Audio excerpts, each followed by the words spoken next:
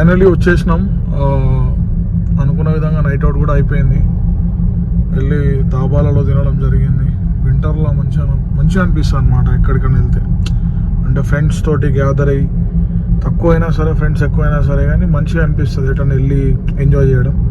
So completely dinner అయిపోయింది. Late night dinner అనుకోండి, but బాగానే అనిపించింది. ఇప్పుడు ప్రజెంట్ టైం చూసుకున్నట్లయితే 5:20 అవుతుంది, అంటే ఎర్లీ మార్నింగ్ 5:20 అవుతుంది.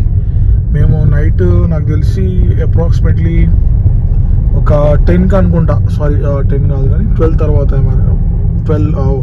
12:30కి ఏమో వెళ్తే 5:20కి వచ్చేసినాం. సో ఇది మనకి కంప్లీట్లీ ఇక్కడ నుంచి వ్లాగ్ ఎండ్ అయిపోతుంది అనమాట. నేను ఫ్రంట్ కెమెరా ఆన్ చేసి మాట్లాడవచ్చు, కానీ చలి కాబట్టి అండ్ దాంతోపాటు మెయిన్ థింగ్ నిద్ర లేదు కాబట్టి ఇలాంటి నైట్ అవుట్లు అలవాటైనా సరే కానీ కొన్నిసార్లు మధ్యలో ఈ నైట్ అవుట్లు గ్యాప్ ఇస్తే మళ్ళీ యథావిధిగా రీషెడ్యూల్ అయిపోద్ది బాడీ, అంటే నైట్ నిద్ర రావడం జరుగుతుంది. అదే కంటిన్యూ మనం ఒకవేళ ఎందుకన్నా మంచిది, నేను ఫ్రంట్ కెమెరా ఆన్ చేస్తా. సో యాజ్ యూజువల్గా చెప్పినట్టు నైట్ అవుట్ కంప్లీట్లీ ఎప్పుడంటే అప్పుడు, అంటే డైలీ ఫ్రీక్వెంట్లీగా నైట్ అవుట్ చేస్తూ ఉంటే ఏం కాదు.